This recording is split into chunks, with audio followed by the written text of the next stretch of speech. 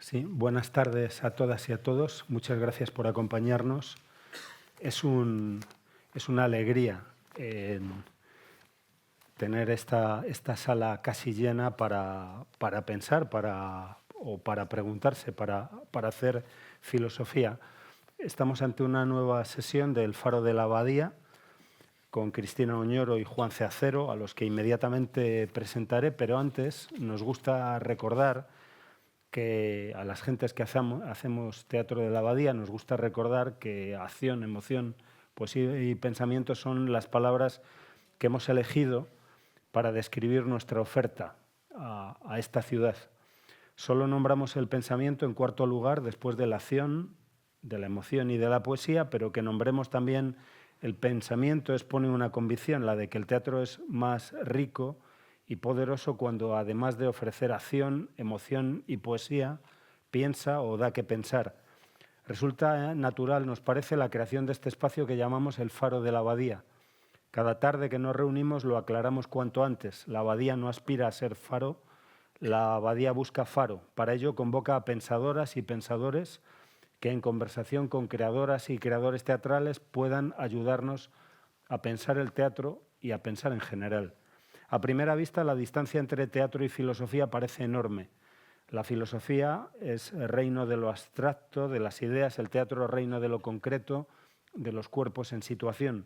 Sin embargo, teatro y filosofía nacieron juntos y enseguida se miraron. Desde su origen, el teatro dio que pensar. Su existencia misma dio que pensar. ¿Por qué el teatro?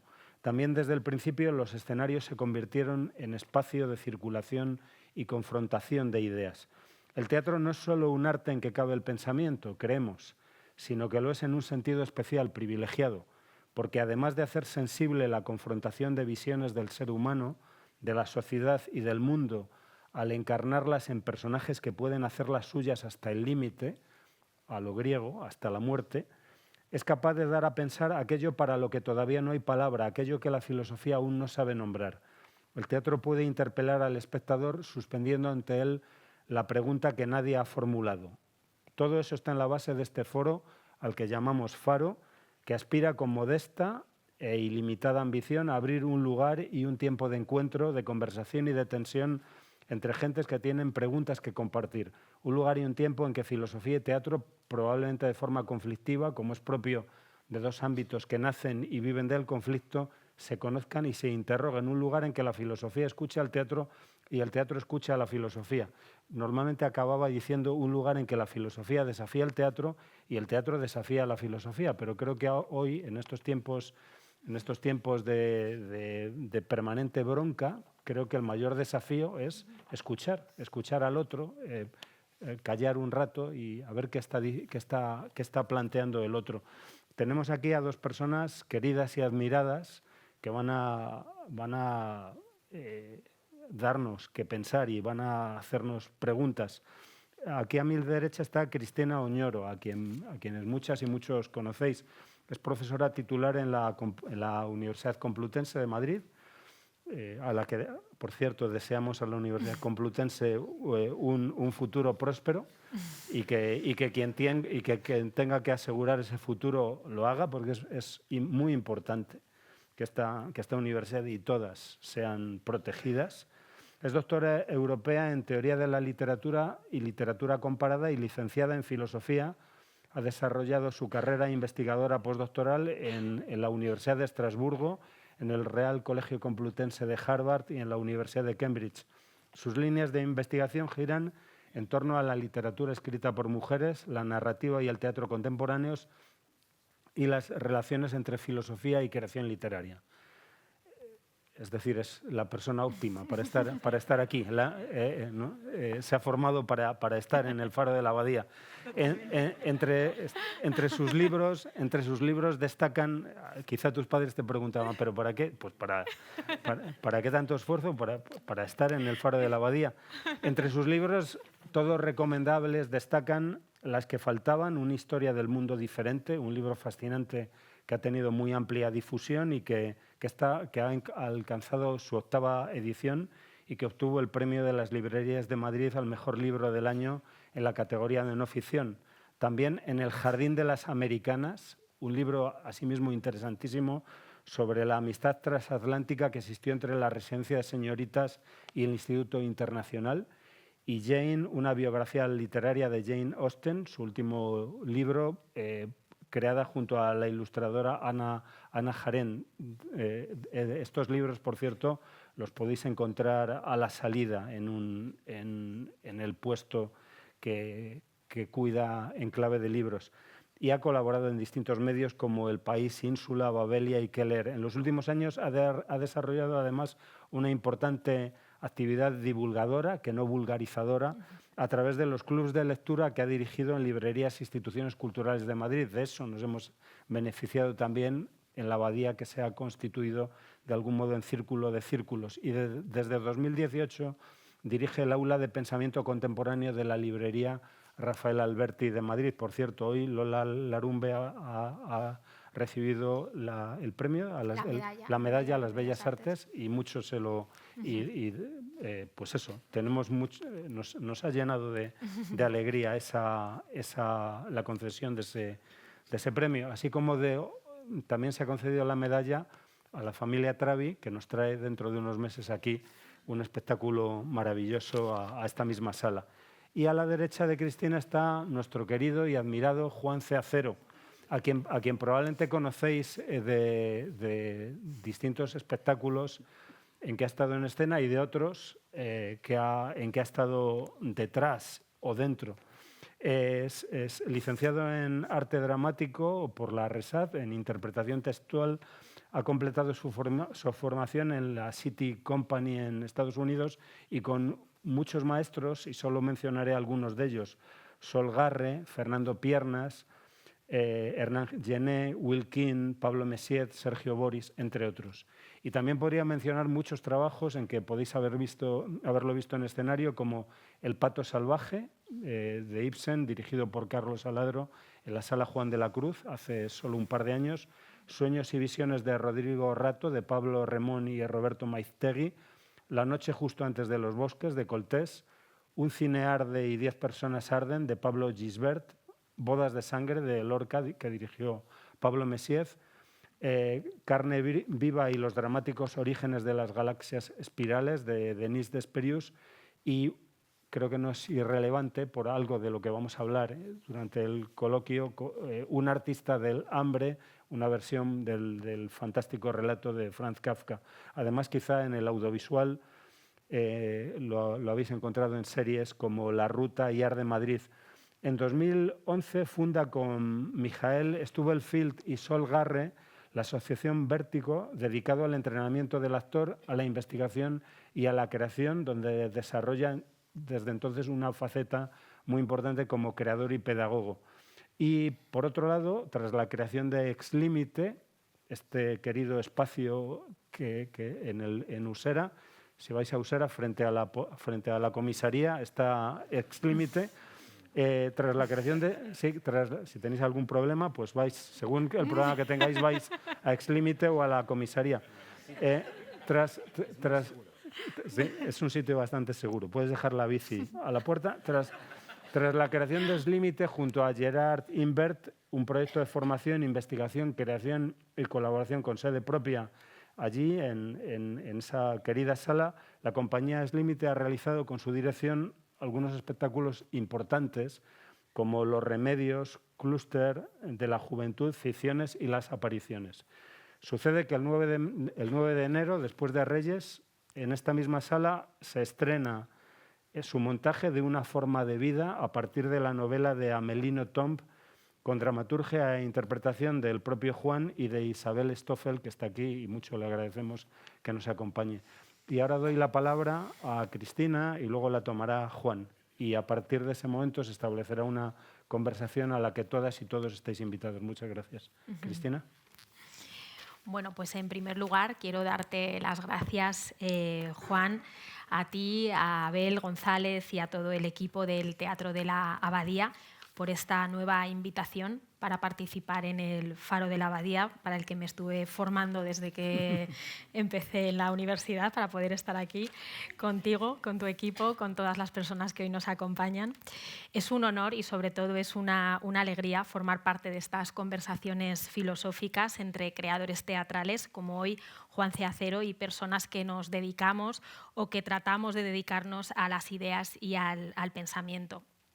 Además, gracias, Juan, de verdad, por el trabajo maravilloso que estás haciendo al frente de este espacio cultural y especialmente gracias por convertir el teatro en una casa para la filosofía, para la literatura y para la reflexión. Y efectivamente, ¿no? Hoy más que nunca nos hacen falta estos espacios de escucha sosegada y también de intercambio artístico y de conocimiento. Así que, bueno, gracias, de verdad. Y bueno, en esta ocasión, además, el binomio que nos reúne me parece especialmente interesante, ¿no? Teatro y compasión. Veremos que el teatro y la compasión, al igual que el teatro y la filosofía, como decías hace un momento, tienen una larga historia en común. De hecho, el teatro nace en Grecia como lugar para la compasión, como lugar para participar en el sufrimiento ajeno. Así que, bueno, veremos que hablar de teatro y compasión es casi un pleonasmo, ¿no? El teatro es el lugar para la compasión, es el lugar que nace para ver, para participar, para activar en nosotros ese padecer con y sostener el sufrimiento de los demás, el sufrimiento de los otros. Y bueno, como ya se ha dicho, además de este binomio entre teatro y compasión, en esta ocasión tenemos la obra que nos convoca, la obra que nos da que pensar y que nos acompañará también en el diálogo, sobre todo en la última parte, cuando tanto Juan como yo pues, establezcamos un intercambio más directo. Es la adaptación que han realizado Juan C. Acero y Isabel Stoffel de Una forma de vida, esta novela epistolar de la escritora belga Amélie Nothomb y que, bueno, como ya ha dicho Juan, pues el espectáculo se podrá ver entre el 9 y el 25 de enero. Yo he leído la novela y además he tenido la inmensa suerte de leer ya la adaptación que han realizado, así que bueno, estoy deseosa de establecer esta conversación y también, por supuesto, de venir a ver el espectáculo, algo que os animo vivamente a que hagáis todas y todos.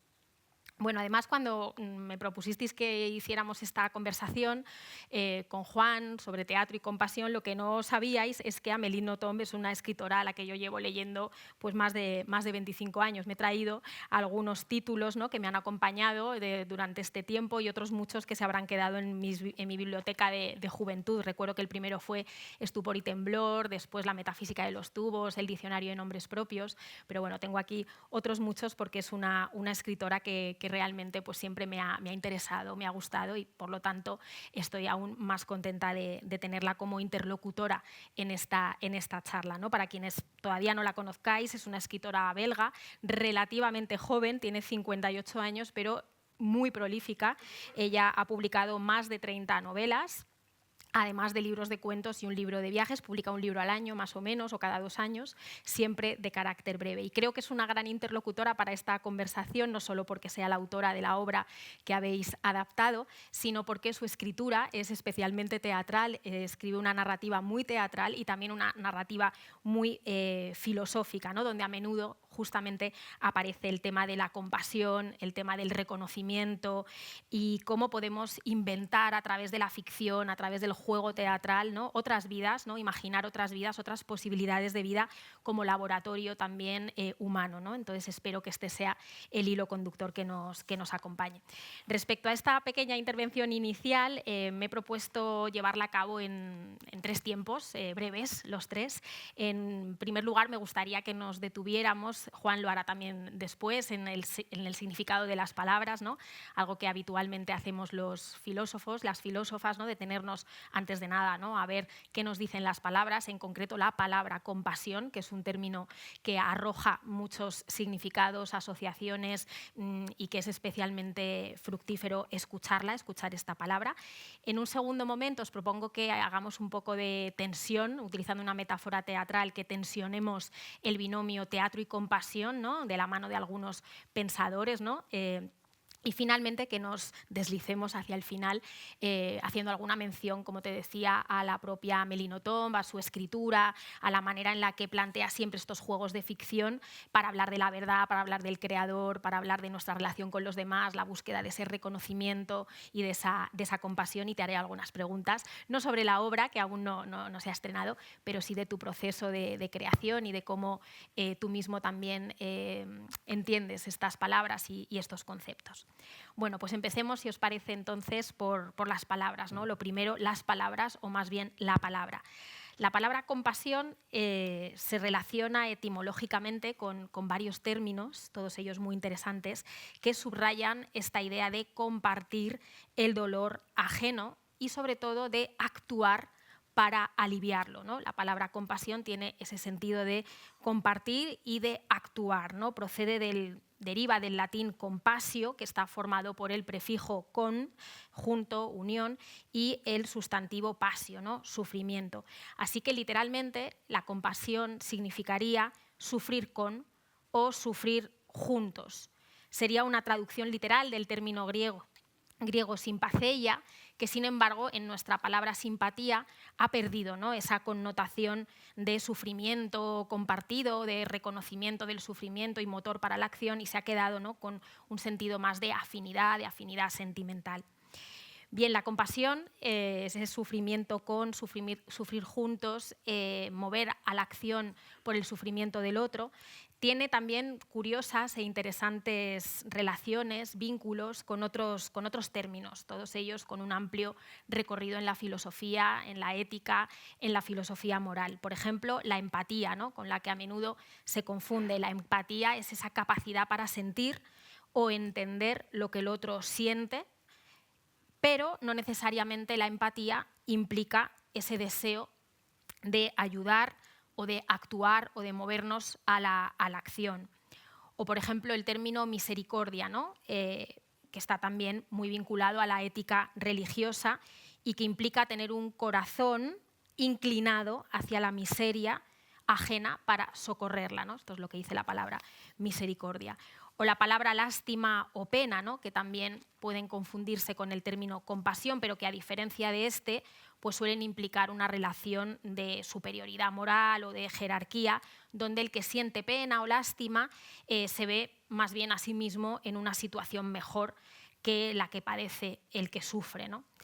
Bueno, yo como estoy aquí además con Juan Mayorga, me he ido a ver lo que decía la RAE de la compasión. No vaya a ser que me ponga falta. Y la compasión la RAE define la compasión como sentimiento de pena, de ternura y de identificación ante los males de alguien. Pero precisamente la RAE no incorpora, ¿no?, en esa definición ese sentimiento de sufrir con otro, de mover activamente a actuar.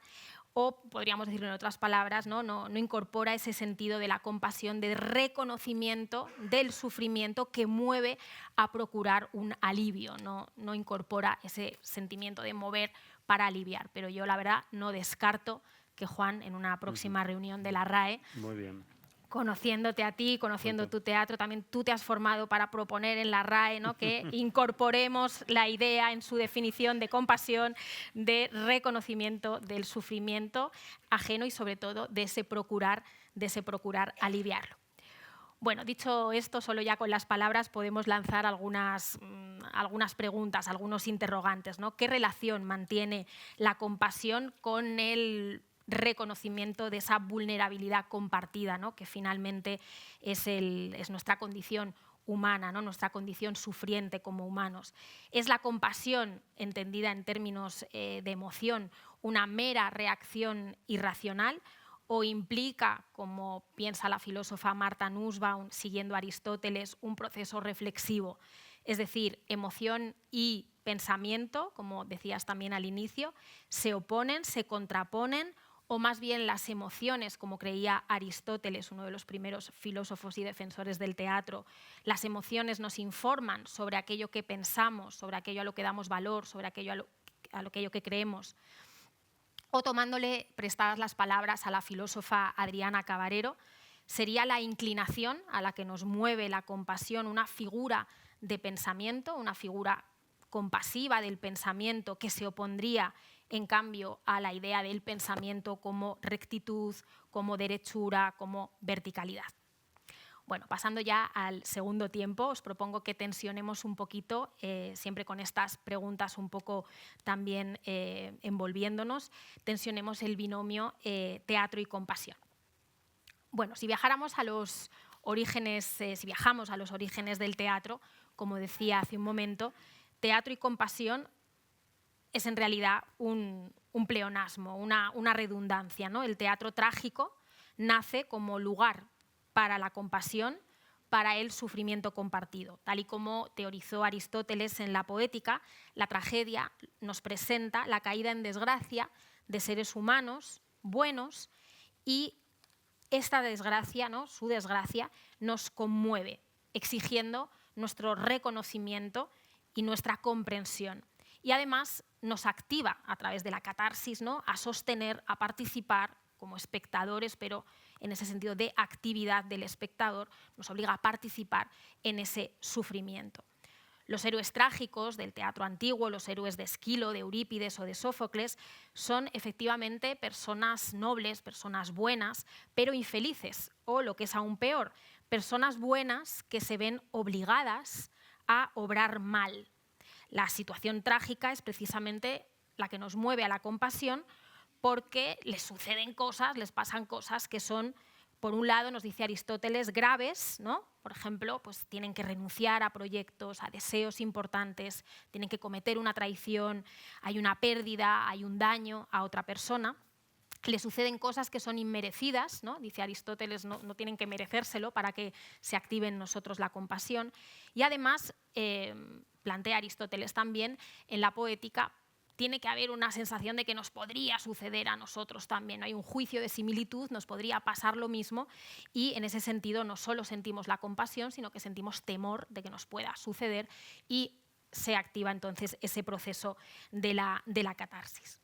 Bien, los poetas trágicos como Esquilo, como Eurípides o como Sófocles tenían, por tanto de poetas como de filósofos. Eran filósofos antes de que hubiera nacido la filosofía, porque sus composiciones no solamente eran bellas retóricamente, sino que movían a una reflexión ética, ¿no? Digamos que la poesía trágica se hizo cargo ya en los orígenes, ¿no? del teatro, en los orígenes de nuestra tradición, en los orígenes de la literatura, de la vulnerabilidad humana frente a la fortuna y al destino, ¿no? La tragedia nos presenta dilemas morales, nos presenta al humano vulnerable, ¿no? Porque haga lo que haga, será culpable, elija lo que elija, sucederá algún tipo de mal, ¿no?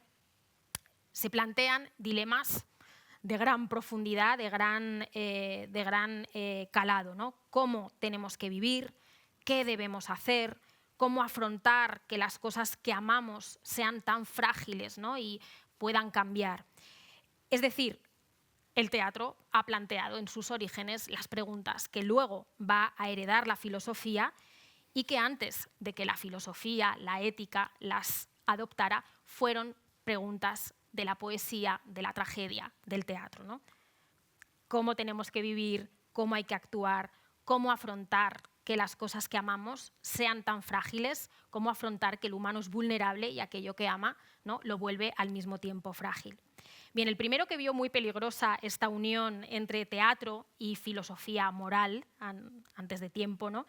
O entre filosofía y compasión, ¿no? El primero que vio peligrosa esa alianza, ¿no? Entre filosofía y compasión, aprendizaje a través del sufrimiento, a través de la emoción que nos da el teatro, fue Platón. Platón rechaza ese aprendizaje a través de las emociones del espectador, a través de las emociones del teatro, ¿no? La filosofía para Platón nace, de hecho, como un tipo de saber que rechaza el sufrimiento, que rechaza la compasión como escuela de vida. Como es muy conocido, Platón expulsa a los poetas, tanto a los trágicos como a los épicos, de su ciudad ideal, porque la poesía, o la literatura, diríamos hoy, nos aleja de la verdad, nos condena a las apariencias, cultiva en nosotros el miedo a la muerte, nos hace dependientes de las ficciones, nos mantiene atados, ¿no?, a la fantasmagoría, ¿no? Y nuestra vida moral, la forma en la que vivimos y actuamos, debe en cambio guiarse por valores pues, más firmes, ¿no?, que precisamente no estén del lado de lo sensible, del lado del cuerpo, del lado del teatro, sino valores exteriores, ¿no?, que nos trasciendan, las ideas, ¿no?, pues que nos guíen las ideas de bien, las ideas de justicia, la idea de belleza, que son exteriores, que no cambian y que además quien mejor las conoce es no el poeta, sino el filósofo, ¿no? En resumen, Platón pues, defiende esa autosuficiencia racional y la contemplación como ideal de vida. Bien, menos mal que su discípulo Aristóteles, en cambio, puso en valor la tragedia, el teatro, la compasión como elemento, ¿no?, cómplice de la filosofía y del pensamiento. Los héroes trágicos para Aristóteles, o en general la literatura, la ficción, el teatro, nos apelan por su humanidad y por su vulnerabilidad. Y la catarsis, en efecto, produce en nosotros un sentimiento, ¿no?, nos mueve, ¿no?, sentimos esa compasión al ver representado el sufrimiento y nos guía para la vida, ¿no? Para Aristóteles, las tragedias, lejos de alejarnos de la verdad, nos ofrecen un acceso compasivo a la misma, ¿no? El teatro nos ofrece una manera más humana de acercarnos a la verdad, nos propone una forma más compasiva, ¿no?, de acercarnos a los demás y a nosotros mismos. Las cosas que amamos, ¿no?, plantea Aristóteles, son frágiles, pero eso es precisamente lo que nos hace humanos.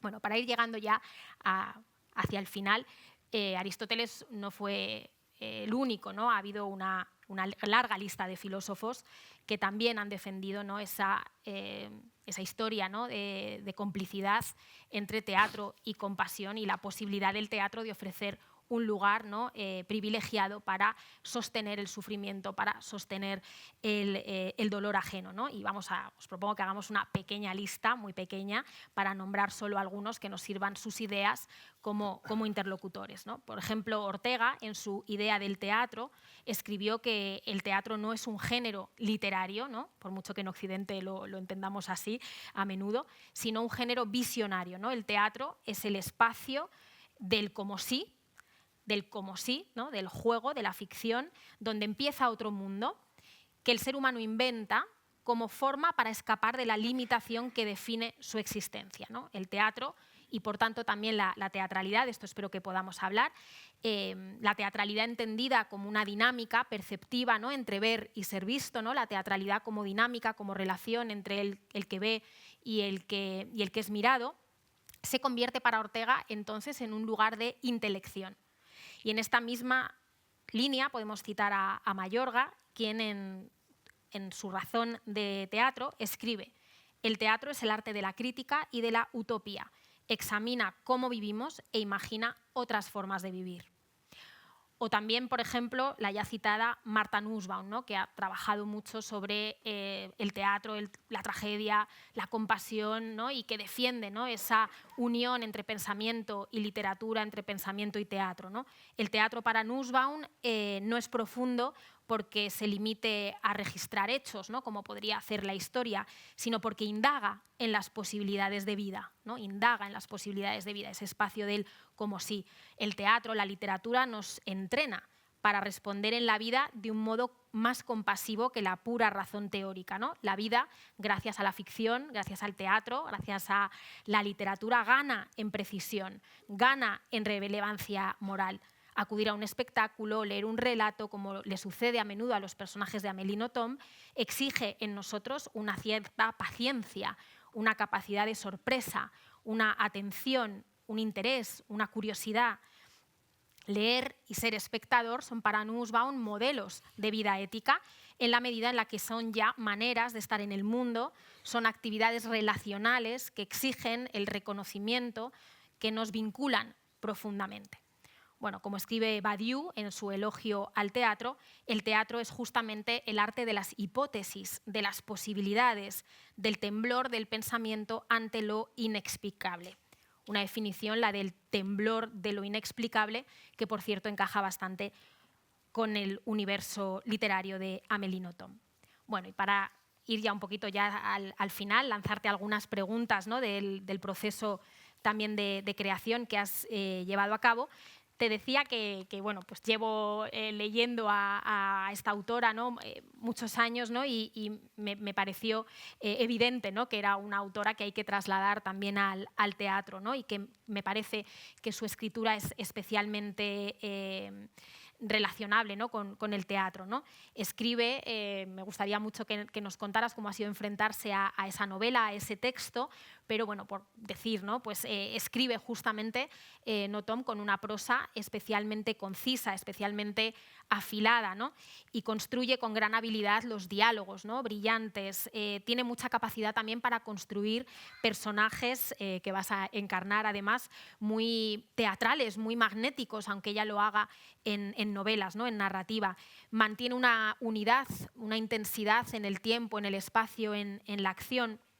Integra conflictos, ¿no? El conflicto es esencial en todas sus novelas. A menudo se plantea el conflicto como combate, ¿no?, como combate de uno mismo, del creador mismo, entre dos personas, el otro como enemigo, también es una idea que aparece a menudo en sus novelas, la disociación, el extrañamiento, lo extranjero. Y emplea también algo que creo que es muy bueno para el teatro, de manera brillante, pues el humor, la sorpresa, los giros, la peripecia.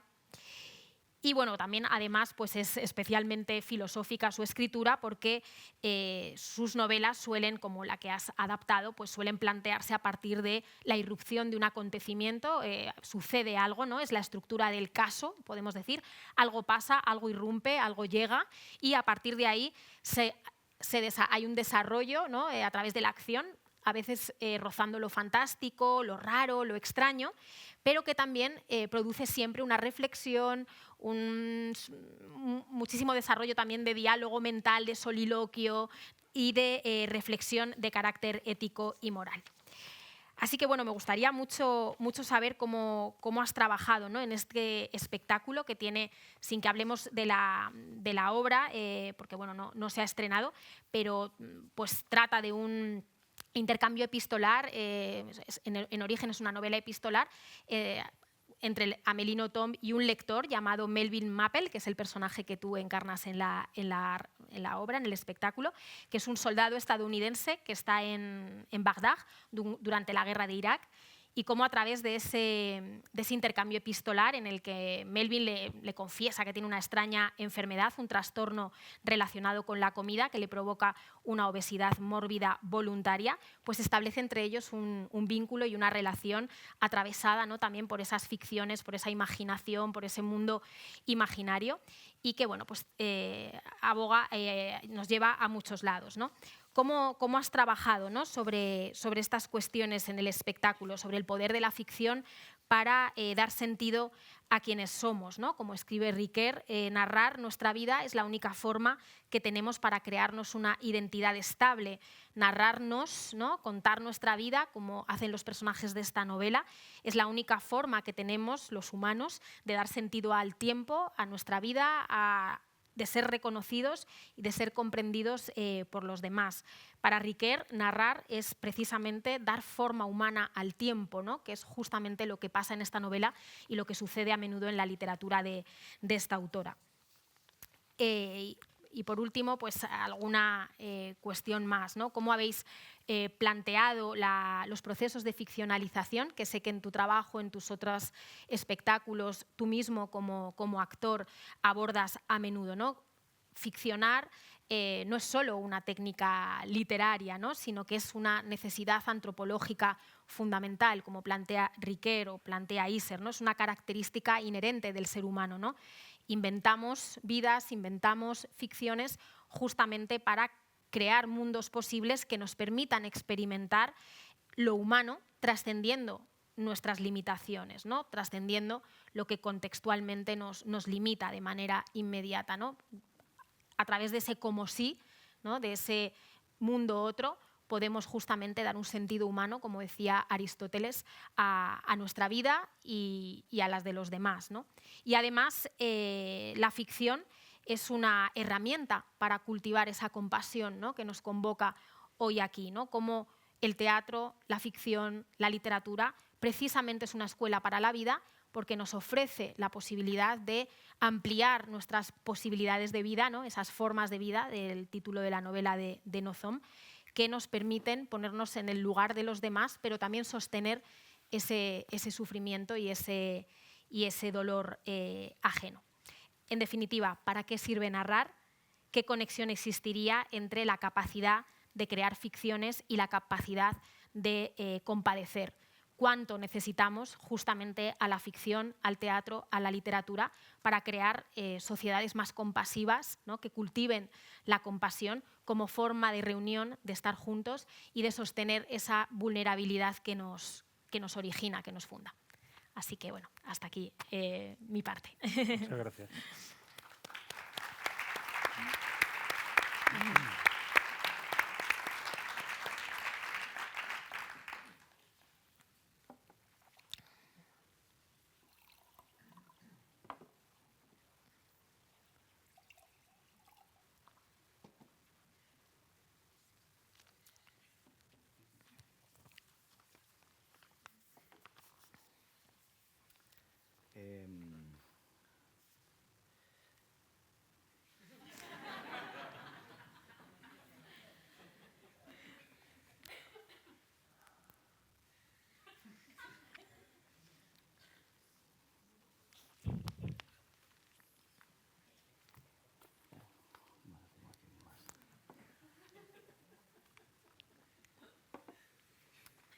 Yo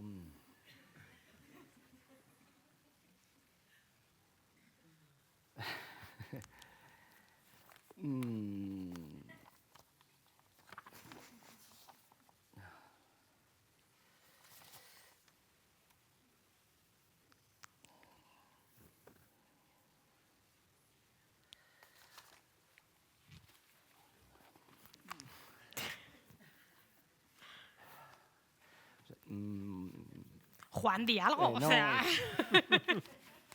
yo la verdad es que no o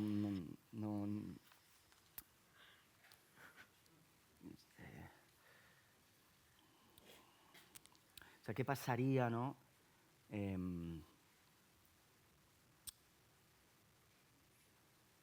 Si realmente conectáramos con el sentir este que puedo tener yo ahora mismo, ¿no? Claro, sí, perdón. Sí, ¿no? Es como, aunque sea mínimamente, ¿no? De esta, perdón, era una pequeña performance. Pero sí, o sea, para plantear un poco la definición de lo que ha expresado ella al principio con el tema de las palabras, ¿no? Tenemos estas tres palabras que son la simpatía, la empatía y la compasión, ¿no? Y las ha definido porque, etimológicamente, ¿no? Yo me subo a un escenario y me pasa esto, ¿no? O sea, como me pongo a performar. Pero sí, ¿qué pasaría si realmente conectáramos con la idea de esta persona que viene aquí y sufre un pequeño colapso en una charla, no sabe qué decir, ¿no? Automáticamente lo que hacemos es entender de alguna manera esto, ¿no? O sea, he querido como usar este pequeño juego porque para traer un poco como al presente, como bajarlo a suelo, ¿no? Porque es como un mecanismo que es profundamente humano y que en la escena, normalmente, cuando estamos en un contexto de representación, esto se hubiera leído desde el punto de vista del personaje, de la situación, de tal, ¿no? En este lugar un poco abierto, un poco pues que estamos aquí, que soy yo, que esta cosa que estamos en una charla, ¿no? No existe el concepto de representación, ¿no? Entonces, realmente, por un segundo, como ha reaccionado ahí alguien, hemos podido sentir de, ¡ay, Dios mío! ¿No? Algo está pasando, ¿no? Y automáticamente hay un juego empático, ¿no? Simpatía, simpatheia, que es el sentir junto, ¿no? Uh-huh. Y que de ahí viene la traducción latina de compasio, ¿no? Sentir junto con el otro, ¿no? Compartir el sentir, que nosotros la palabra simpatía la entendemos de otra manera, ¿no? Uh-huh. Pero ahí está la cuestión de la empatía, que es sentir con, ¿no? Y hay como una diferencia fuerte entre estas tres palabras, ¿no? Que Cristina ha sido increíble, por cierto, su intervención, las ha expresado muy, muy bien, ¿no?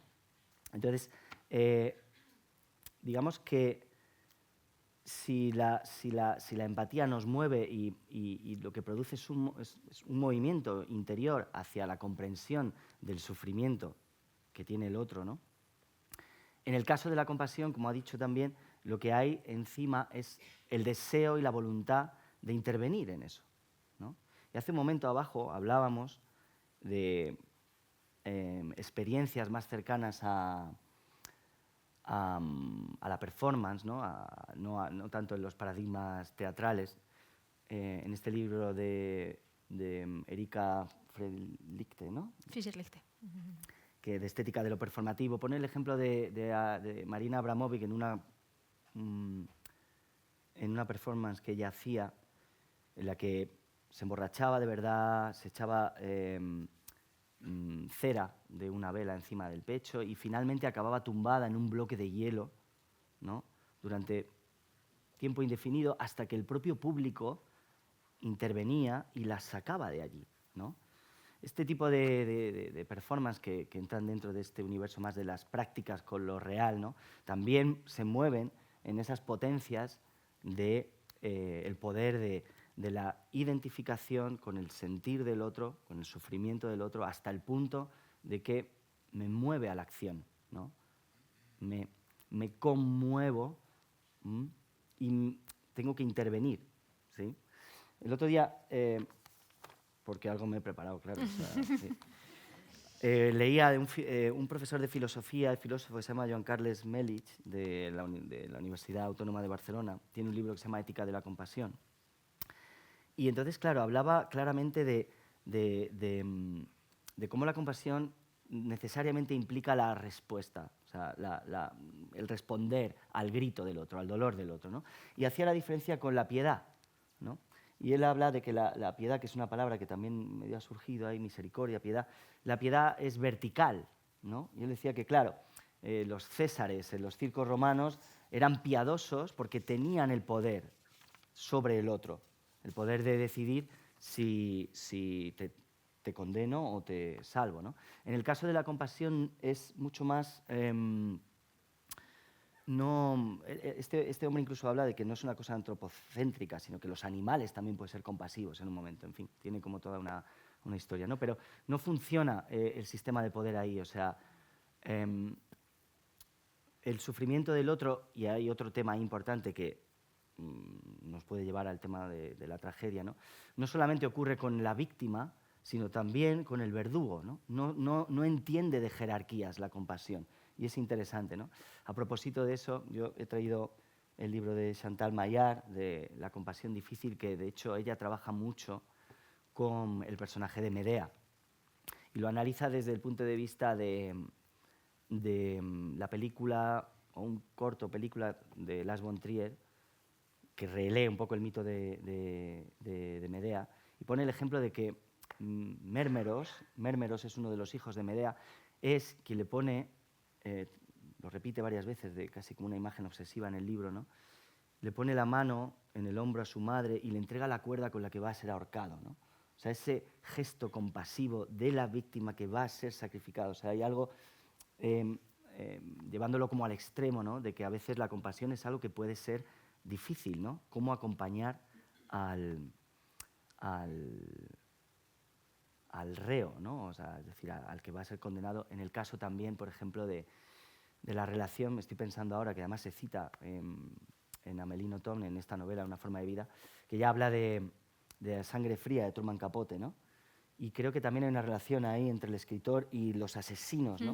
Hasta el punto de que creo que hay mucha compasión ahí, de llegar, claro, de acceder al sentir del otro, y quizás la novela es una respuesta, en el caso de Sangre fría, para tratar de entender una dimensión que es profundamente humana y que tiene que ver con la crueldad, el horror y la maldad, ¿no? Porque decía este hombre también, Joan Carles Melic, que sí, que el ser humano no puede eliminar, y la tragedia es un buen ejemplo de ello, ¿no? El ser humano no puede eliminar la existencia de la crueldad y de la maldad. Tiene que asumirla como parte profunda y fundacional de lo que es el ser humano, ¿no? Pero él hablaba de que Freud, en El malestar de la cultura, que lo escribió en 1930, este hombre, estoy citándolo a él, es muy freudiano y hablaba de eso, Freud se planteaba, ¿no?, frente al auge del nazismo de los años 30, ¿no?, ¿qué es lo que nos espera, ¿no? La victoria del Eros o del Tánatos, ¿no? Y el Eros, de alguna manera, es la victoria de la compasión, ¿no? O sea, si el siglo que viene es un siglo de compasión, de entender eso, o es un siglo donde la crueldad como que se impone, ¿no?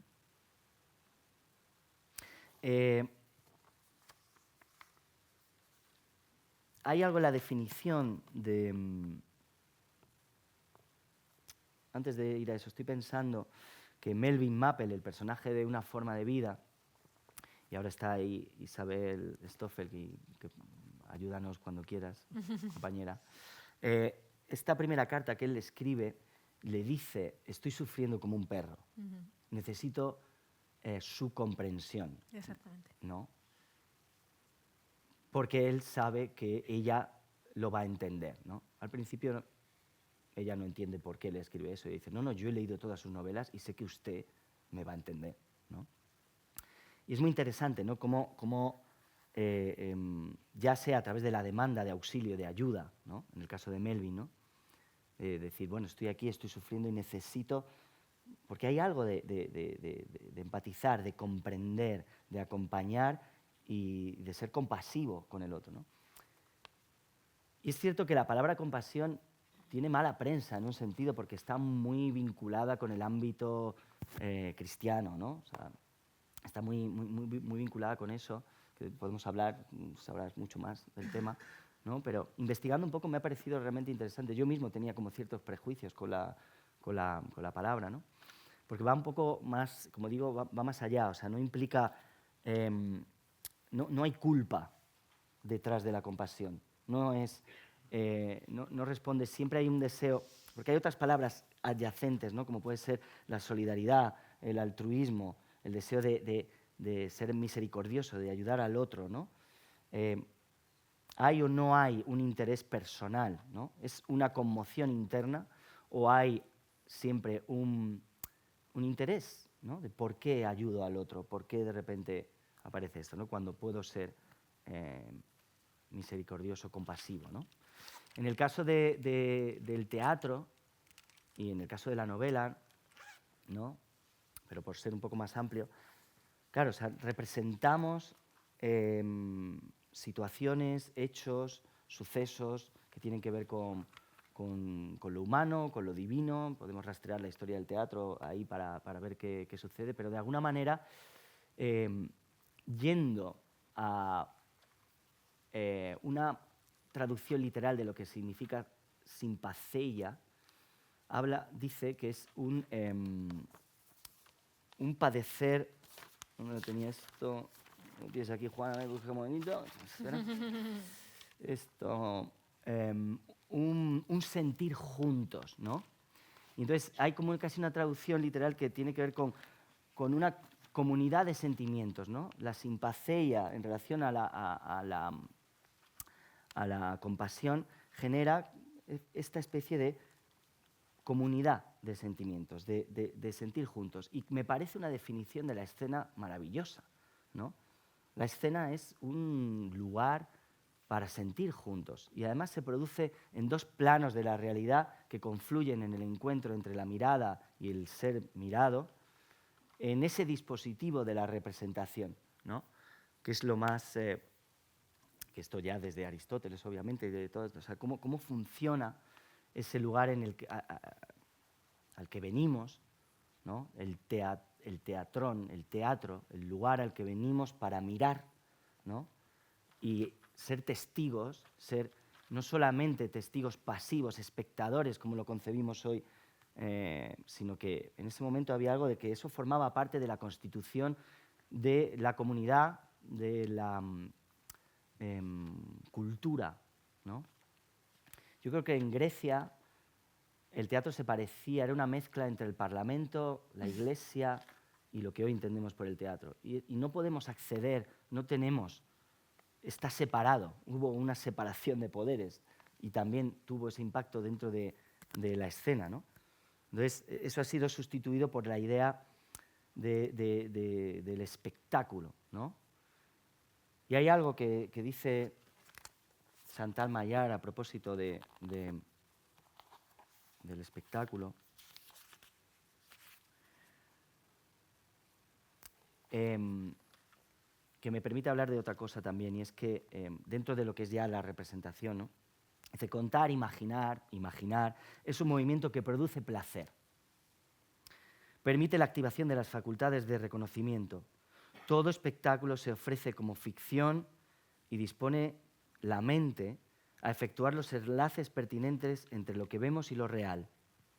Cuanto más se aproxime la ficción a la realidad, más fácil será realizar las asociaciones y más inmediata, aunque más burda, la satisfacción que se obtenga. No era por simpatía que los espectadores acudían en masa a los circos y a las plazas públicas a ver, porque habla antes de las ejecuciones de la Revolución Francesa, que acudían a ver, guillotinar a la gente, ¿no? O en los circos romanos donde se comían los leones a las personas.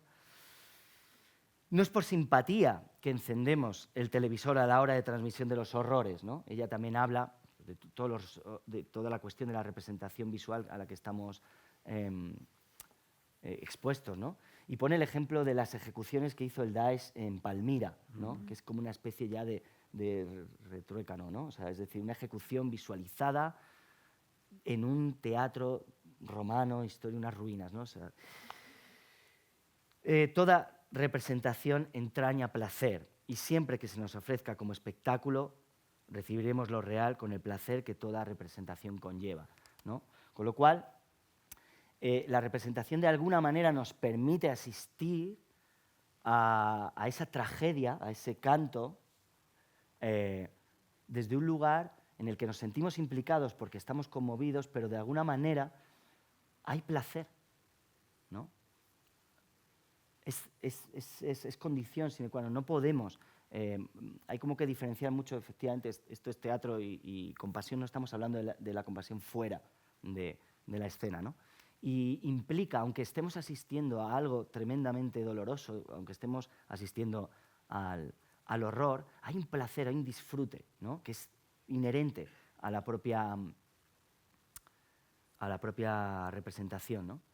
Y antes, porque he venido muy pronto, he estado pensando y realmente me agobiaba esto, ¿no? Me han venido a la cabeza cineastas.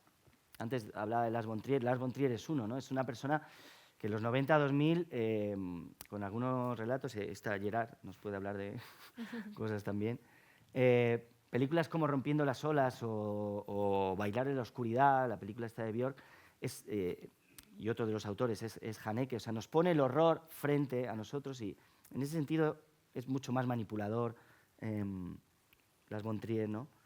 Porque nos pone frente a una especie de vía crucis, ¿no? En concreto, en Bailar en la oscuridad, esta chica ciega que sufre las de Caín hasta que es ejecutada y tal, y estás expuesto, claro, pero al mismo tiempo hay algo de ese, está jugando con la identificación del personaje y estás sufriendo con ella, y hay algo un poco gratuito en ver cómo sufre, ¿no? Y está colocándolo, hay algo ahí bastante complejo en el planteamiento, y también le pasa lo mismo en las cuestiones de la representación, el placer y la visibilidad del horror a Haneke, ¿no? En películas como Código Desconocido, que nos plantea distintas situaciones, y sobre todo Funny Games, donde incluso los personajes llegan a un momento en que miran a cámara y te interpelan diciendo, ¿quieres más, no?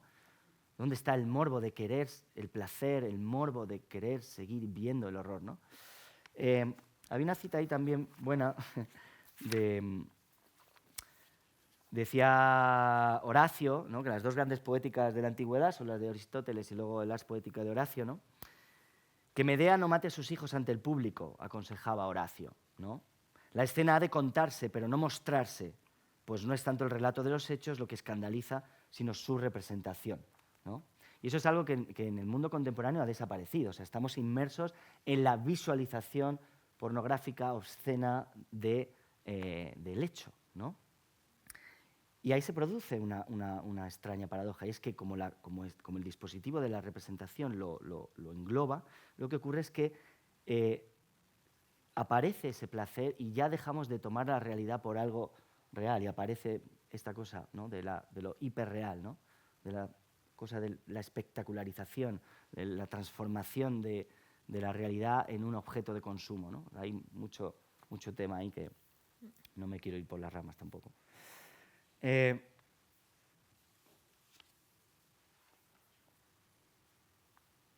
Decía que el teatro es el lugar para ver, pero también es el lugar para escuchar, ¿no? Y esta diferencia muchas veces no es tan obvia, ¿no? Porque son dos sentidos diferentes. Uno es el visual y otro es el auditivo, ¿no? Hay algo de que un espectáculo contiene, hay algo muy sensorial porque implica, ¿no? Incluso se han hecho experimentos con eso, de generar olores, ¿no? Ahora hay cines de estos donde se te mueve la butaca y te echa agua cuando aparece el tiranosaurio, tal. Es esta cosa como de la experiencia total, ¿no? De querer, ¿no? Y está la música por ahí, pero finalmente la sensorialidad con la que recibimos el teatro es eminentemente visual y auditiva. Pero me parece muy interesante que las historias, la ficción, la narración, el texto, no es visual, es auditivo, ¿no? Sin embargo, en la lectura sí es visual. Es decir, leemos con los ojos y el teatro lo vemos con los ojos, pero el sentido lo recibimos con los oídos, ¿no? Y me parece algo muy increíble y muy propio de la escena, ¿no? Porque no es solamente el teatro, también implica la danza y otras artes, ¿no? Y ahí quería yo traer también otro concepto. A mí me gusta mucho, soy bastante ignorante de casi todo, pero sobre todo de neurociencia, que es lo que quería decir, porque están estas cosas que se llaman las neuronas espejo, ¿no? Y las neuronas espejo, literalmente, lo que hacen es corporizar las acciones, las sensaciones y las emociones de los demás. Es decir, las neuronas espejo son las responsables de la empatía y de la compasión. Es como si nuestro cerebro estuviera diseñado y preparado para eso. O sea, no es una cuestión cultural, sino que es una cuestión constitutiva profunda de la condición del cerebro, de cómo percibe la realidad, ¿no?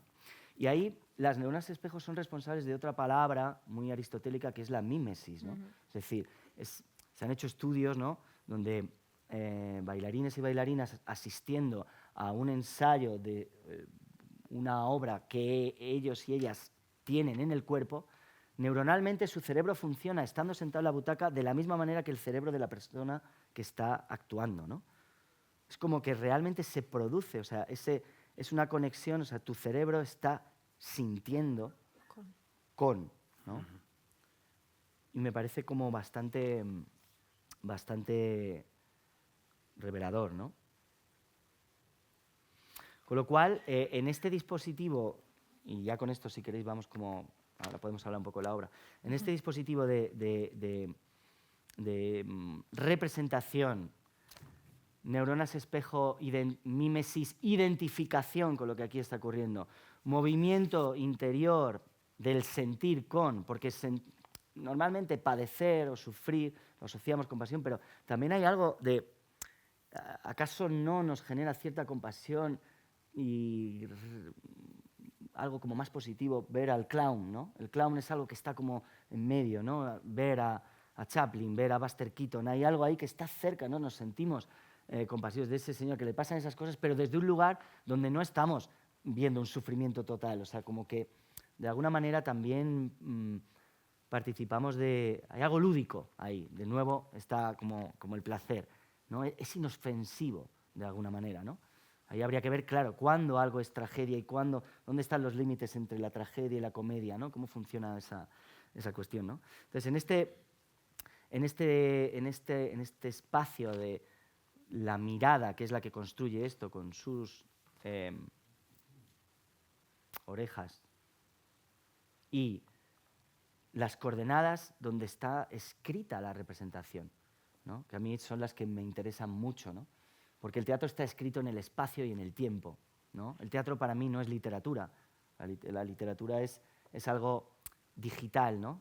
Pero el teatro es analógico, el teatro está escrito en el agua, realmente sucede como evento, ¿no? ¿Sí? Aunque existe, obviamente, y ese es el arte, ¿no? La repetición de la cosa, ¿no? Pero, a ver, quiero decir, por supuesto, de literatura, el teatro, o sea, no estoy diciendo eso, pero quiero decir que hay algo que para separar un poco esa cuestión, o sea, cuáles son los elementos que construyen la teatralidad, ¿no? Que tienen que ver con las palabras, por supuesto, con la narración, pero también tiene que ver con el movimiento, con el espacio, con el tiempo, con la luz, con el sonido, ¿no? Con esta cuestión de... Esta palabra dispositivo, que es casi un anglicismo, yo diría, porque viene de esta cosa del devising, ¿no? Devising theater, ¿no? Es el término anglosajón para hablar del teatro de creación, ¿no? Que crea como... me gusta más esto de periférico, ¿no? Es un dispositivo donde convergen un montón de cosas, ¿no? Si es esa unión, esa especie de ecosistema, ¿no? La escena como ecosistema interrelacionado de todos sus elementos, donde obviamente la cuestión de la historia, de los personajes, de la trama, de lo que se está contando y cuya consecuencia finalmente es la emoción, ¿no? Porque si hay algo, ¿no? Volviendo a lo que decía antes y cerrando un poco, en esta comunidad de sentimientos, ¿no? Como metáfora de lo que sería el teatro, nuestro objetivo último como gente de teatro es buscar la emoción, ¿no? Pero como decía un maestro mío de estos de City Company americano, decía que la emoción es como el sol, ¿no? Es la consecuencia de algo, ¿no? El sol tú no puedes mirarlo directamente, pero sabes que tiene que iluminarlo todo, ¿no? No debemos buscar la emoción, sino que la emoción es la consecuencia de todas esas piezas que están ahí interrelacionadas y que, por supuesto, con un buen texto como el que tenemos entre manos, pues siempre es más fácil, ¿no? Muchas gracias.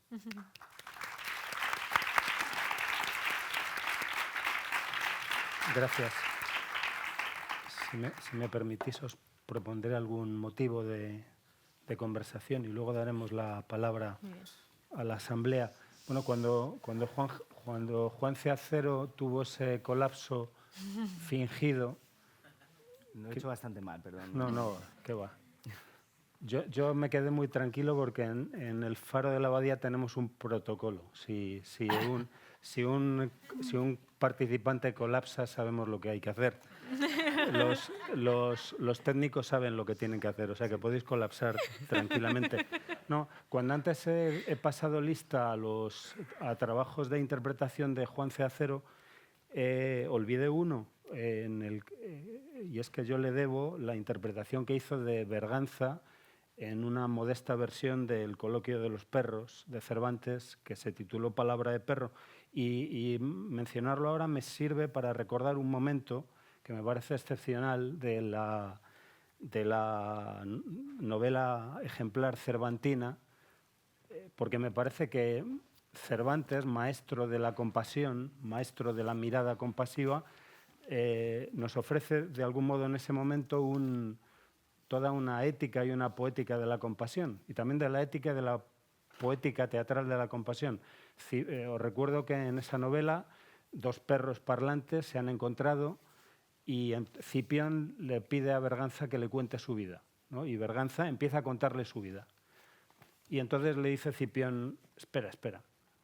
Le hace 2 advertencias. Le dice, primero, has de contarlo mejor, porque hay cosas que se cuentan y que son placenteras simplemente por su escucha, pero otras hay que aderezarlas también, por ejemplo, con el gesto, con un modo de decir. O sea, le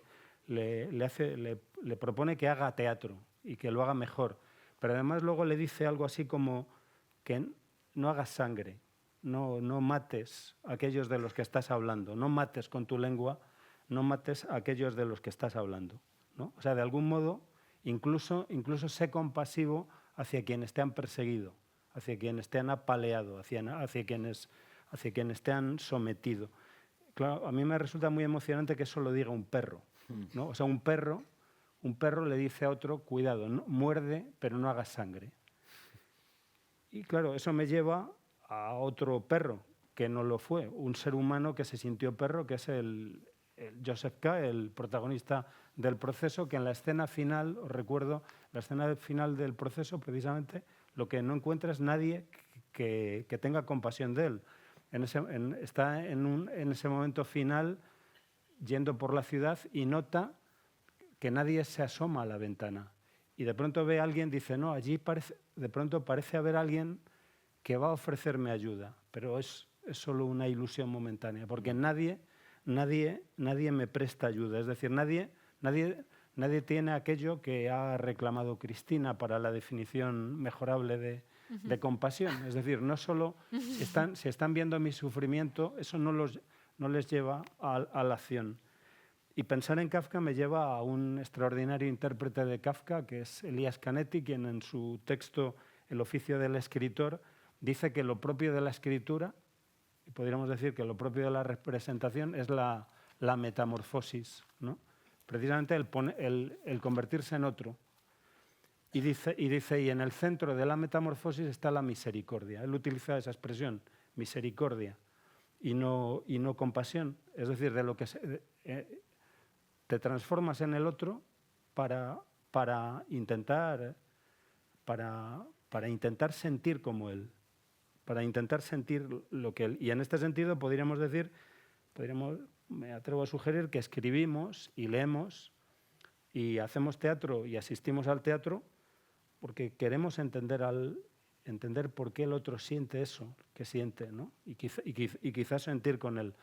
En el trabajo de los remedios, un magnífico trabajo de Slímite, hay un momento magnífico en que ellos se preguntan por qué están repitiendo, por qué están volviendo a su pasado y repitiéndolo.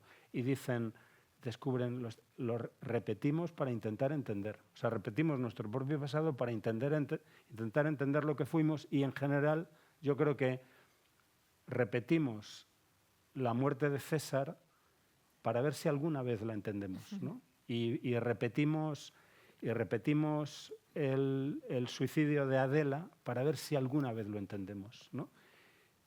Y repetimos, y esto es más difícil, el asesinato de los hijos de Medea para ver si alguna vez lo entendemos. Y en este sentido creo que Chantal Maillard nos entrega un concepto extraordinario, ¿no? La compasión difícil, ¿no? Porque, claro, todos cuando estamos ahí sentimos una tentación de deslizarnos a la posición de la víctima, ¿no? Porque es aquella que percibimos como lugar de la inocencia, ¿no? Y todos queremos sentirnos inocentes, pero podemos sentir compasión por Medea, podemos sentir compasión por nuestro, como reclama Levinas, ¿no? Siente compasión incluso de tu perseguidor. Bueno, muchas gracias. Pues,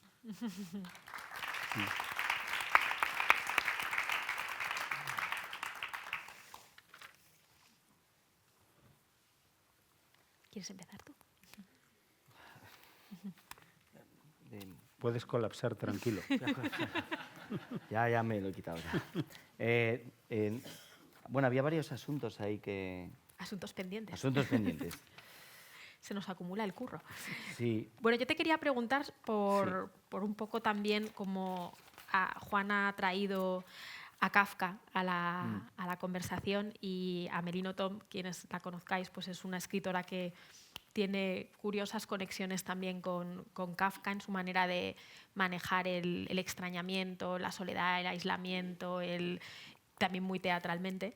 Y la verdad que leyendo esta novela que habéis adaptado, lo que me vino a la cabeza fue Un artista del hambre, que luego, curiosamente, también has llevado a la escena. Si os acordáis, en ese relato, en esa novela corta de Kafka, estupenda, pues hay un artista que luego he sabido que existieron realmente. O sea, no es una ficción como mucho de lo que pasa en Kafka, es real que la condición de artista era por ayunar, ¿no? Llevar al límite la capacidad de ayuno, y en esa novela pues está entre rejas, si no recuerdo mal, y tiene 40 días, ¿no?, de límite de ayuno, pero se olvidan de él, no lo reconocen, el público se acaba pasando de moda el ayunador como artista. El artista del hambre deja de estar de moda. Fantástico. Y lo desprecian primero y luego lo olvidan. Y finalmente pues lo desalojan y su lugar lo ocupa una pantera, recuerdo, que está muy, muy viva, ¿no? Y me recordaba un poco a la manera en la que Amélie Nothomb en esta novela, próximamente espectáculo, también en otras obras suyas, ha trabajado mucho sobre el hambre, que el hambre es un tema muy, muy interesante, ¿no?, sobre el hambre, y en esta novela en concreto pues es justo lo contrario, no el ayuno, sino esa obesidad mórbida que utiliza el personaje que tú representas como estrategia de resistencia, ¿no?, frente a las locuras de la guerra de Irak, pues empiezan a engordar de manera compulsiva, ¿no?, como cuerpo disidente.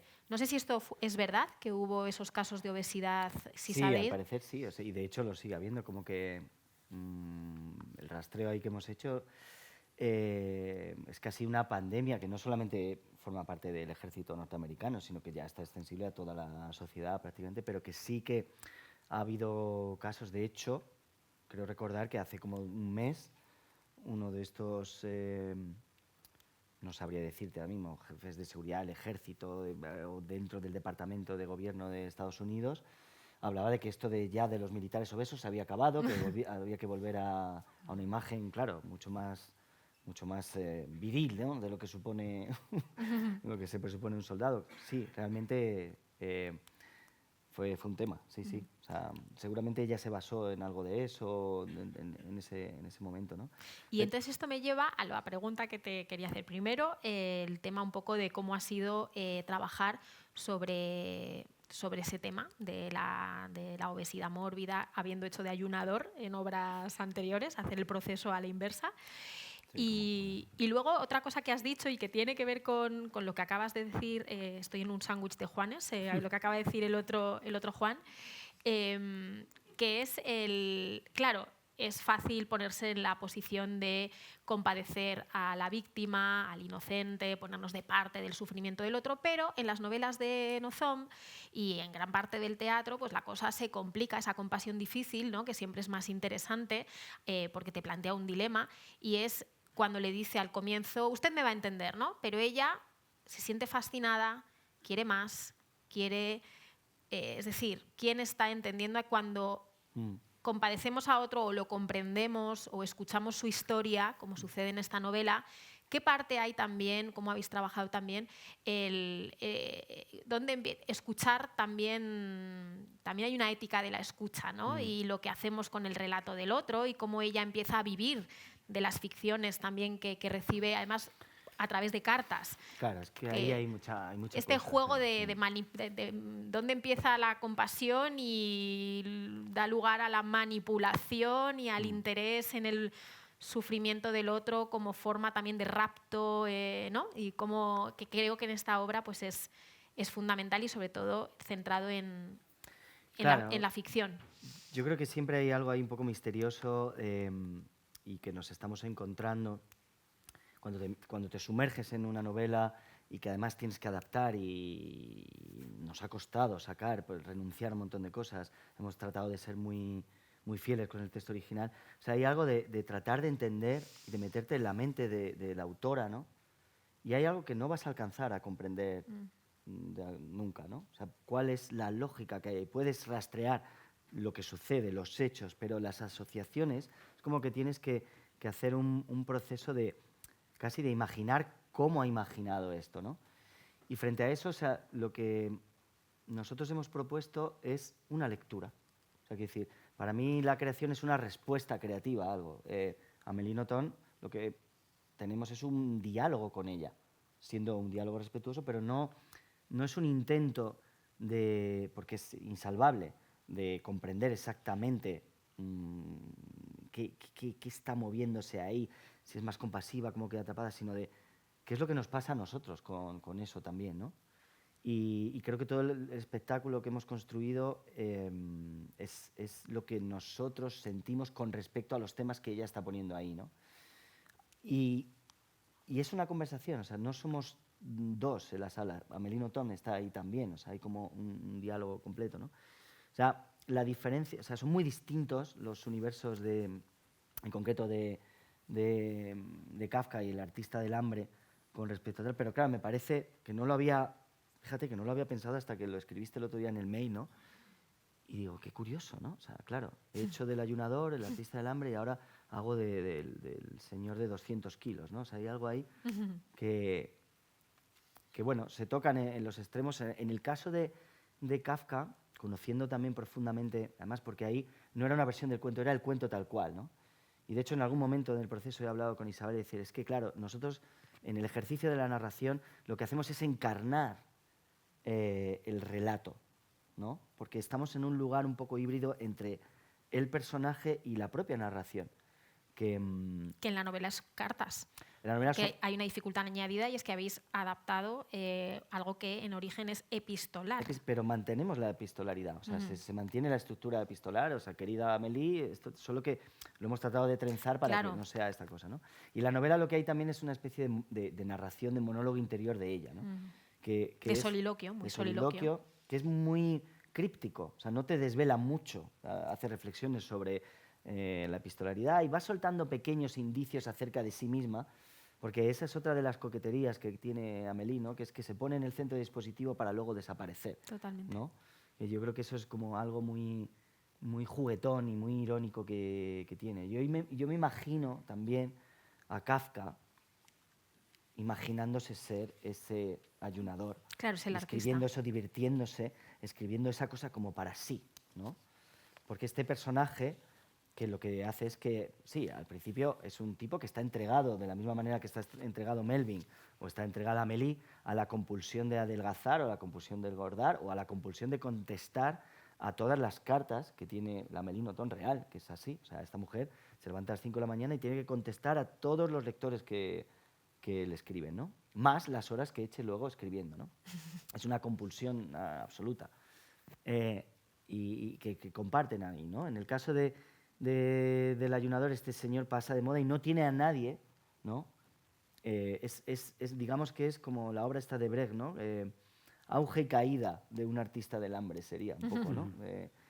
Porque realmente, al final, es que realmente se olvidan de él, ¿no? Pasa de moda. Pasa de moda, acaba en un circo, el circo ya no mola, ¿no? Se pasa de moda y acaba entre las pajas allí con la pantera y tal, que es muy bonito, ¿no? Y hay algo muy, muy irónico, muy mordaz, un humor checo, extraño ahí dentro, ¿no?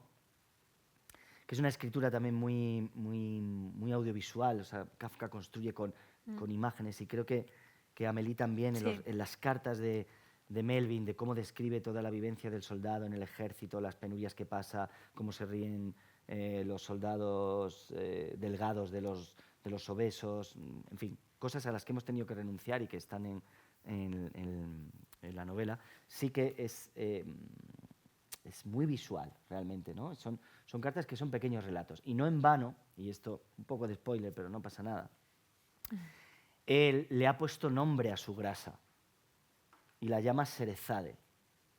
Y la llama Cerezade no en vano, sino porque hay algo, hablando de dónde está el enganche que tiene Amélie, que ella lo que necesita es que le cuenten, y se lo dice, cuénteme usted una y otra vez esta historia, nunca había escuchado nada parecido, ¿no? Ella necesita escuchar constantemente el relato, se queda enganchada a las palabras. Ella es la artista del hambre. Claro, ella es que vampiriza también las cartas que recibe, o juega un poco con esa idea, depende de cuán real sea o no que esta novela en concreto, sí. Pero un poco como, bueno, los autores ya después de escribir 30 novelas, es que se le habrán acabado también las historias, ¿no? Entonces hay algo ahí como de cuénteme, ¿no? Sí, sí. Cuéntame, ¿no? Entonces por eso decía también el escritor como aquel que tiene muy desarrollada la capacidad de sentir con la neurona espejo a la que te referías, sí. pero que fácilmente se cruza la línea del vampirismo, de la utilización del otro, del sufrimiento de otros para escribir obras por las que luego cobramos, ¿no? Cómo también manejar la parte que en esta obra además pues es un soldado, tiene una patología, es una persona desdichada que busca su comprensión, pero ella luego va pues, por Estados Unidos, no sé si lo habéis podido poner o no, y va como también diciendo, pues estoy en contacto con un... Es decir, refleja muy bien cómo, pues decías de A Sangre Fría, el escritor o el artista moja pan en el sufrimiento también, no para compadecer solamente, sino para usarlo, ¿no? Totalmente, o sea, se vale... Es una relación en la que se utiliza mutuamente, digamos, ¿no? Eso o sea, es. De repente es de perfecta conveniencia, o sea, hay... De un primer momento en el que ella no sabe muy bien por dónde viene la cosa, ¿no? Lo que sucede es una admiración y una fascinación increíble por la escritura que recibe. Porque creo que, y eso es algo sutil en la novela y que se muestra, ¿no? Y que es complejo y que ella se expone ahí, se pone un poco en la picota, y es que ella está más interesada, no sé, por las personas en tinta, en tinta y papel, que por las personas reales, ¿no? O sea, que para ella hay algo, y por eso en la propia novela lo lleva como al extremo, ¿no? El otro, cuyo cuerpo no encuentro porque es un otro epistolar, es un otro virtual, ¿no? El otro es un otro monstruoso, ¿no? Exacto. Entonces, ¿quiero realmente encontrarme con el otro, ¿no? O el otro es bello en su... O la monstruosidad cuando es en papel es más digerible que en la realidad. Exactamente, ¿no? Entonces, hay algo de que, de hecho, lo fuerte es que ella empieza a generar cierta resistencia cuando él empieza a demandarle más, ¿no? Y llega un momento en el que incluso quiere ponerse un poco a su nivel. Yo también soy un creador como usted, ¿no? Bueno, vamos a ver, ¿no? O sea, Melvin no te trata también de... Este diálogo es realmente... No quiero desvelar mucho, ¿no? Tenéis que venir a verlo. Muy bien. Pero sí que contiene un montón de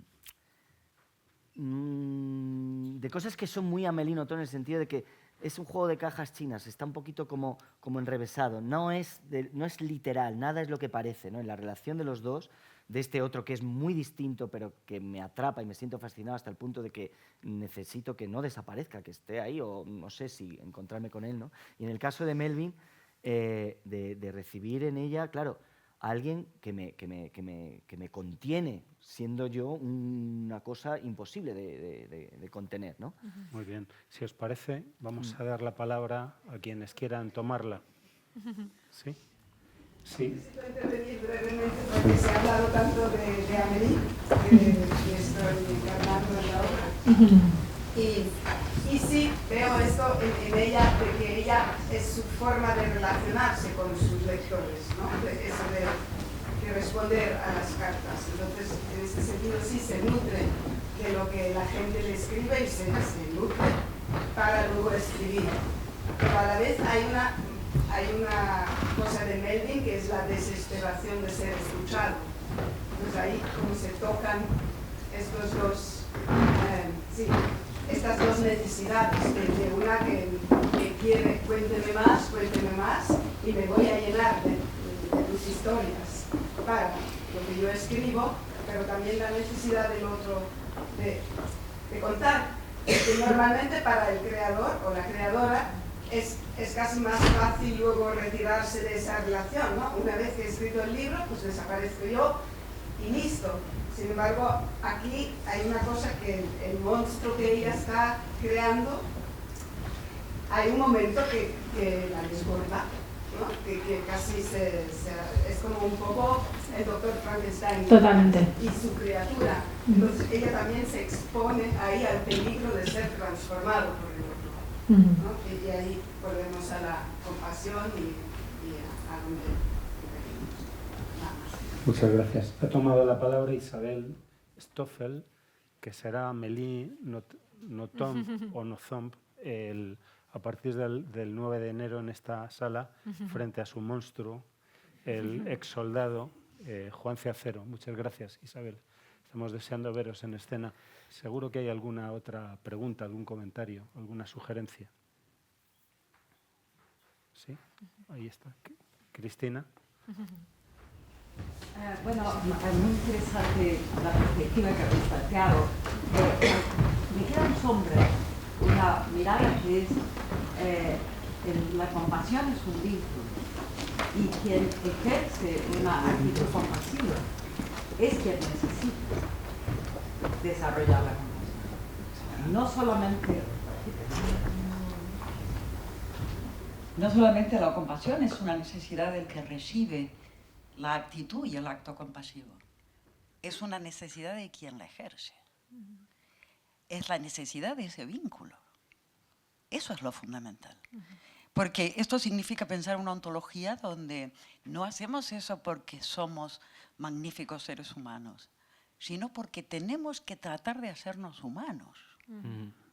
Eso es lo que está pendiente y eso es lo que la compasión, la empatía, la misericordia o la piedad abren como posibilidad. Que nosotros, los que creemos que ejercemos la posibilidad de la compasión, a ver si somos capaces de hacernos humanos. Sí, me parece que además las dos intervenciones están muy unidas, ¿no? La compasión finalmente traza una ontología relacional de los vínculos, de la llamada del otro, ¿no? También que sea epistolar no es una casualidad, está la necesidad también, el gesto de la carta es el gesto de llamar, del envío, ¿no? de la posibilidad de la escucha, pero también de la necesidad de escuchar al otro, como decías. Y la referencia a Frankenstein me parece perfecta, ¿no? El monstruo, que es la creación de un hombre bueno. Por cierto, en la adaptación del cine última, pues Víctor es más malvado. A mí me gusta más en la novela porque Víctor Frankenstein ha sido educado con cariño, sus padres lo han tratado bien, es mucho más radical, mucho más poderoso que un hombre bueno pueda hacer el mal, y sobre todo su mal es que no reconoce al otro, a su creación, no siente ni compadece ni tiene esa vinculación a esa criatura que le reclama y que le pide ese reconocimiento, ¿no? Entonces me parece que la referencia a Frankenstein, que creo que también la habéis mencionado en algún momento, me la has mencionado en algún momento, me parece muy, muy oportuna, ¿no? Como finalmente es la compasión, en el fondo es la relación, debería ser ese horizonte que se abre, que está pendiente de humanidad, finalmente, a ver si logramos que sea ese sentir con la forma en la que nos relacionemos, ¿no? Y el teatro, al final, con sus luces y sus sombras, porque puede ser también lugar para la manipulación, para utilizar el sufrimiento de otro, ¿no? Las líneas son interesantes. El teatro como lugar que nace para eso, justamente, ¿no? Para practicar, para ejercitar, y que algunos, como Platón, pues rechazan como vía de conocimiento, y otros como Aristóteles o Juan Mayorga, pues que reivindican como lugar de aprendizaje y de vinculación como escuela de vinculación y de sostenimiento del sufrimiento y del padecimiento y de los demás, de lo que sucede en la escena, pero también como una forma colectiva de sostener nuestra vulnerabilidad. No es la vulnerabilidad del otro, es esa vulnerabilidad que nos hace humanos y de la que el teatro se ha hecho cargo desde el inicio. Al retratar a seres humanos muy vulnerables, en situaciones extremadamente vulnerables, pero también el propio ser espectador es ya situarte en un lugar de vulnerabilidad, ¿no? de ser afectado por lo que le pasa al otro, y ese mirar que me vincula con el que se presta a la visión, ¿no? Muy bien, gracias. ¿Sí? Ahí, a propósito, haciendo la versión con Isabel este verano, me leí El chico de la última fila, ¿no? Y me parecía que era un buen ejemplo porque, claro, la buscamos como...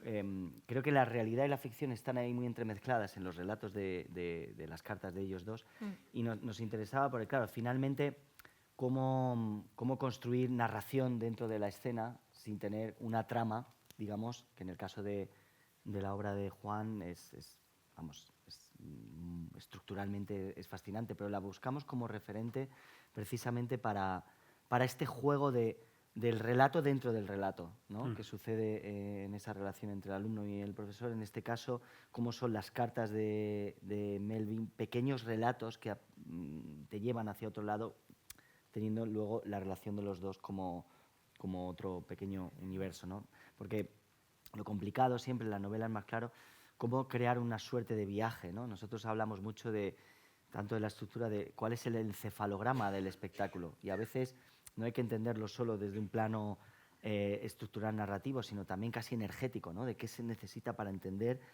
saltos y cosas que en el proceso de escritura es muy distinto, pero que la escena requiere de otras cosas, ¿no? Y lo tenía ahí, no lo había dicho. Tú has escrito mucho sobre esto, sobre Sí. la escucha, sobre otro que te cuenta y te habla, y esa escucha ya es de esas historias y de esas ficciones que ya te ponen en un lugar que puede ser también el del combate, el del enemigo, el del vecino amigo, ¿no? Vale, he escrito algo sobre eso, pero no cometeré, no incurriré en la grosería de tomar la palabra cuando estáis aquí en el escenario y tenemos algunas personas que seguro que quieren. Os agradezco mucho. Te agradezco que hayas leído El chico de la última fila. No, solo diré que sí me atrevo a decir, porque creo que tiene algo que ver con aquello que se ha hablado. El chico de la última fila creo que es una obra sobre la locura de escribir. O sea, un chaval descubre la escritura y la descubre como locura, como una fuga del mundo real. Y descubre que todo puede ser pasto de escritura, incluso él mismo, que todo puede salvarse de algún modo convirtiéndolo en escritura. Y convierte en escritura a todos. Y eso tiene algo que ver con... Entro también en conversación con Cristina Santamarina. Resulta que él acaba convirtiendo a todos en escritura, incluso a su maestro, que le hace una oferta de amistad. Y él, en lugar de aceptar esa propuesta de amistad, lo convierte en personaje. Convierte a su maestro en personaje. Y esto me ha hecho recordar algo que tenía en la cabeza cuando escribía El chico de la última fila, y es algo que decía Follner, que tiene que ver con algo que se ha dicho aquí. Decía Follner, o así lo creo, que un escritor es alguien que tiene que ser capaz o que es capaz de vender a su madre, ¿no? Porque si su madre hace un gesto o dice algo, él dirá: aquí hay un personaje, aquí hay algo y no podrá evitar, de algún modo.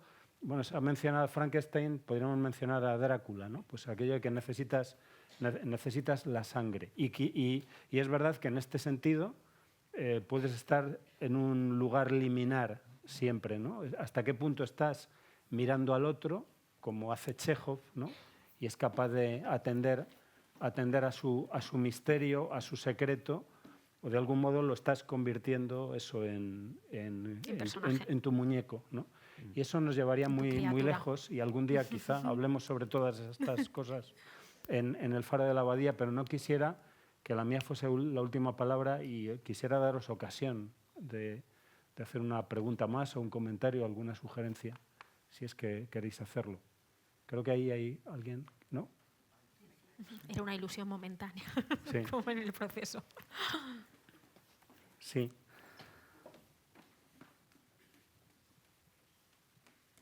Estos últimos comentarios me llevan a hacer la pregunta que tengo desde el principio, ¿no?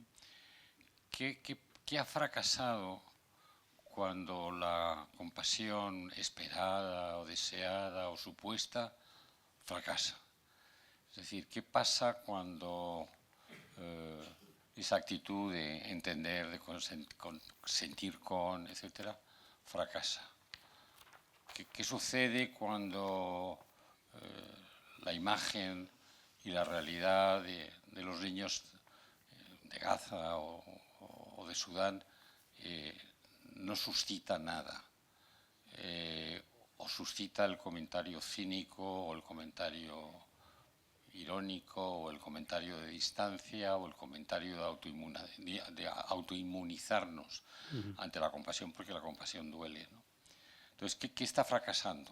Y es una pregunta que tú has contestado ahora, Juan, diciendo te he convertido en literatura, o puede llevarnos una respuesta política, desde luego nos lleva a muchas preguntas morales, ¿no? El dolor de los que no son dignos de ser dolidos, duelables, dice Butler, si mi mirada es tal que les excluye. Muchas gracias, Carlos. Ha tomado la palabra Carlos Thibot, filósofo, y antes tomó la palabra Cristina Santamarina, que también lo es. Si bien aquí todos somos filósofos, ¿no? O al menos todos estamos convocados a serlo. ¿Queréis hacer algún...? Sí, esto conecta mágicamente con el faro de la abadía del año pasado, que era sobre el duelo, ¿no? Y que hablamos sobre el duelo, sobre la posibilidad del reconocimiento, los duelos inconclusos, los duelos no reconocidos, y de cómo precisamente no hay tiempo para el duelo, y hay algunos que no tienen ese derecho al duelo, ¿no? Esa necesidad del duelo.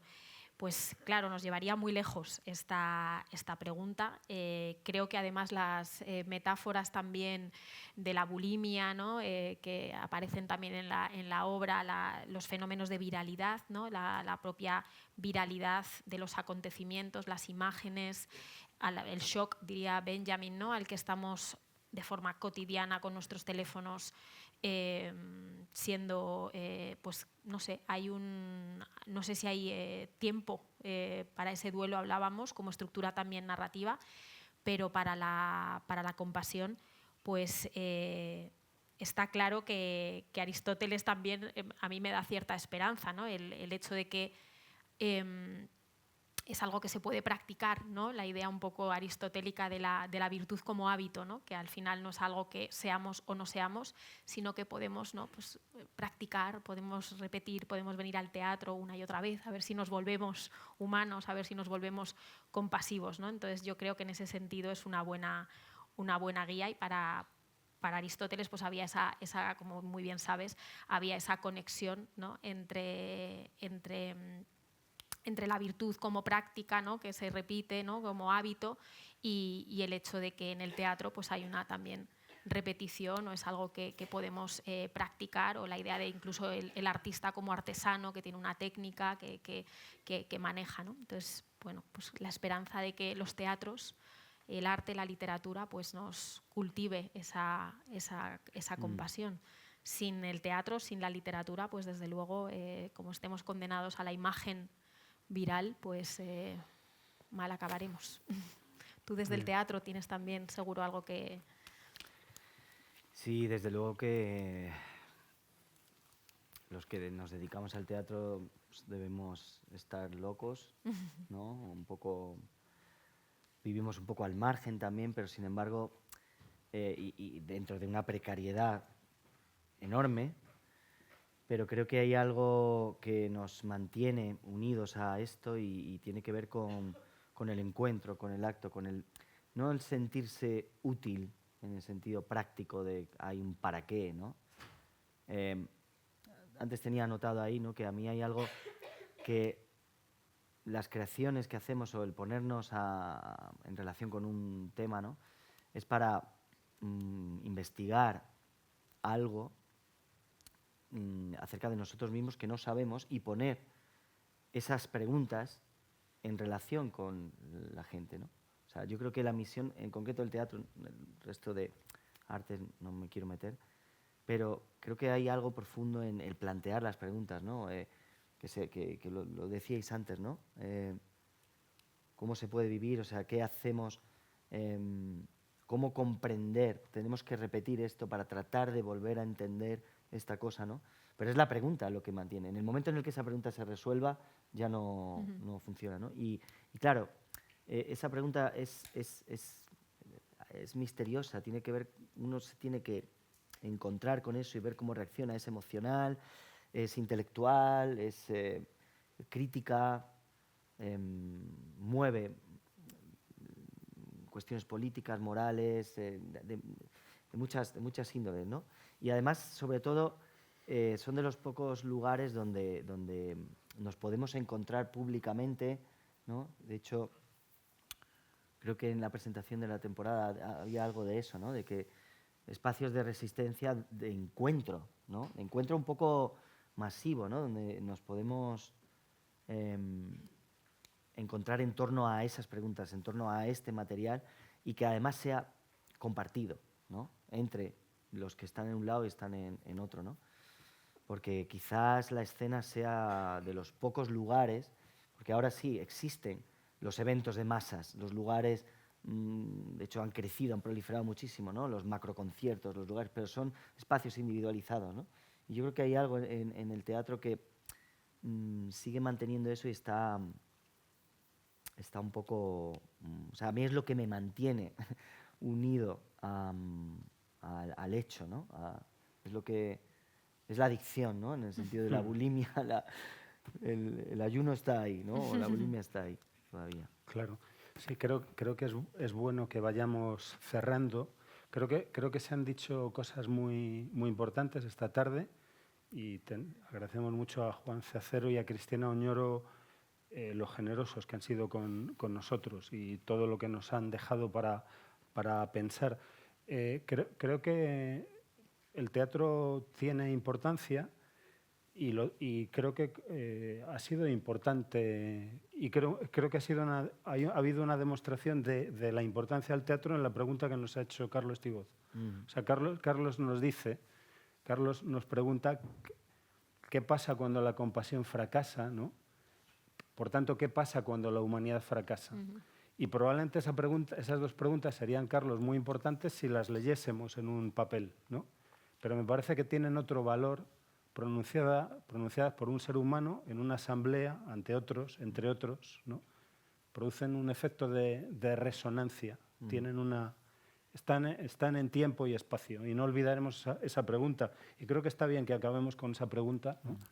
Que se ha pronunciado en un teatro, es decir, en un mirador a la frágil existencia humana. ¿Qué pasa cuando la compasión fracasa? ¿Qué pasa cuando la humanidad fracasa?